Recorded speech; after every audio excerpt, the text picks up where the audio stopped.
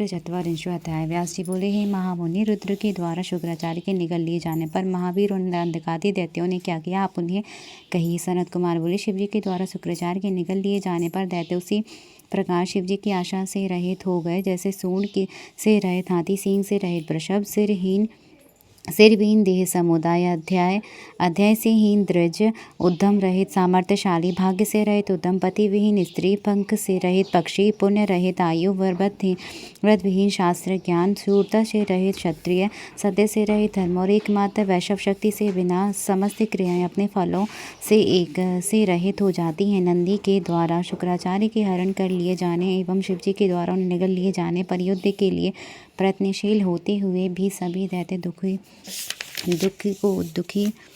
दुखी हुए। उन्हें उत्साह देकर महान धैर्य तथा पराक्रम से युक्त अंधक ने हुंड आदि दैत्यों से इस प्रकार का अंधक बोला, अपने पराक्रम से शुक्राचार्य को पकड़ ले जाते हुए इस नंदी ने हम लोगों को धोखा दिया है। उसने निश्चय ही हम लोगों को बिना प्राण के कर दिया है। केवल एक शुक्राचार्य के हरण कर लिए जाने से हम लोगों का धैर्य, ओज, कीर्ति, बल, तेज और पराक्रम एक साथ ही नष्ट हो गया है। हम लोगों को धिक्कार है जो कि हम कुल पूज्य परम कुलीन सर्वसमर्थ रक्षक एवं गुरु की इस आपत्ति में रक्षा ना कर सके। अतः तुम सब वीर गुरु के चरण कमलों का स्मरण करके बिना विलंब किए ही उन वीर शत्रु प्रमथ गणों के साथ युद्ध करो।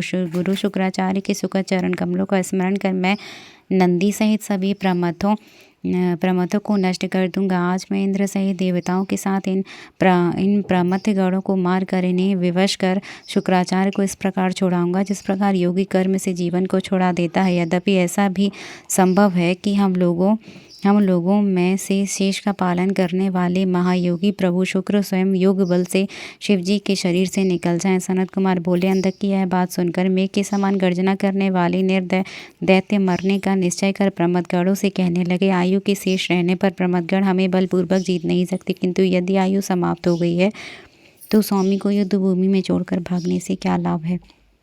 अत्यंत अहंकारी जो लोग अपने स्वामी को छोड़कर चले जाते हैं वे निश्चय ही अंधता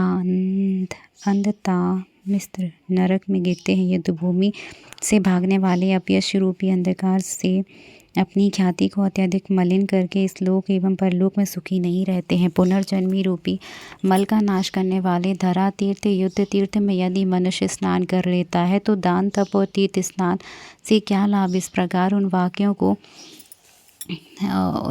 वाक्यों पर विचार कर दैत्य तथा दानव रणभेरी बजाकर प्रमथगणों को युद्ध भूमि में पीड़ित करने लगे। युद्ध में उन्होंने बाण, खड़ग, वज्र, भयंकर, शिलीमुख, भुषुंडी, भिद्दिपाल, शक्ति, महाशक्ति, भाला, परशु, खड्वांग, पड़ेश, त्रिशूल, दंड, मछलों परस्पर प्रहार करते हुए घोर संग्राम किया।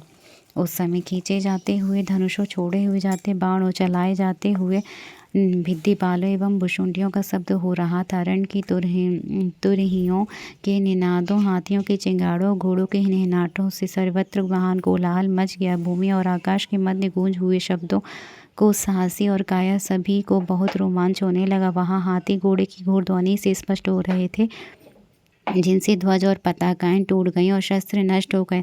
खून की धारा से रण स्थली बुध हो गई, हाथी घोड़े रथ नष्ट हो गए और युद्ध की पिपासा रखने वाली दोनों ओर से की सेनाएं मूर्छित हो गई। हे मुने, उसके बाद नंदी आदि प्रमथगणों ने अपने बल से सभी दैत्यों को मारा और विजय प्राप्त की। इस प्रकार प्रमथों के द्वारा अपनी सेना को विनष्ट होता हुआ देखकर स्वयं अंधक रण रूपारूढ़ हो शिवगणों पर झपटा। अंधक के द्वारा प्रयुक्त किए गए बाणों तथा अस्त्रों से प्रमथगण इस प्रकार नष्ट हो गए जिस प्रकार वज्र प्रहार से पर्वत एवं पवन से जल रहे मेघ नष्ट हो जाते हैं। अंधक ने आने जाने वाले दूरस्थ एवं निकटस्थ एक एक गढ़ को देखकर असंख्य बाणों से उन्हें वित्त कर दिया। तब बलवान अंधक के द्वारा नाश को प्राप्त होती हुई से अपनी सेना को देखकर स्वामी कार्तिकेय, गणेश, नंदीश्वर, सोम, नंदी आदि एवं दूसरे भी शिवजी के वीर प्रमथ और तथा महाबली गण उठे और क्रुद्ध हो युद्ध करने लगे। उस समय गणेश, स्कंद, नंदी, सोम नंदी, नैगम्य और वैशाख आदि उग्र गणों ने त्रिशूल शक्ति बाणों की वर्षा से अंधक को भी अंधा कर दिया। उस समय असुरों और प्रमथगणों की सेनाओं से कोलाहल शब्द के द्वारा शिव जी के उदर में स्थित हुए शुक्र अपने निकलने का रास्ता खोजने लगे। खोजते हुए शिव जी के उदर में चारों ओर इस प्रकार घूमने लगे जिस प्रकार आधार रहित पवन इधर उधर भटकता है। उन्होंने शिव जी के देश से सप्त पाताल सहित 7 लोगों को, ब्रह्मा, नारायण, इंद्र, आदित्य, अप्सराओं के विचित्र भुवन, प्रमथ असुरों को युद्ध देखा।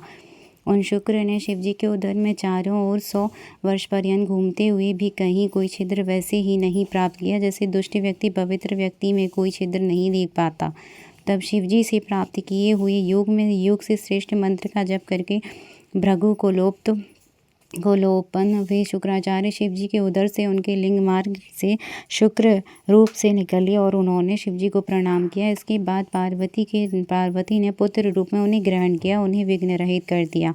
तब लिंग से वीर रूप में निकलते हुए शुक्र को देखकर दयासागर शिव जी हंसकर उनसे कहने लगे, महेश्वर बोले, हे भृगुनंदन, आप मेरे लिंग से वीर रूप में निकले हैं, इस कारण आपका नाम शुक्र हुआ और आप मेरे पुत्र हुआ, अब जाइए।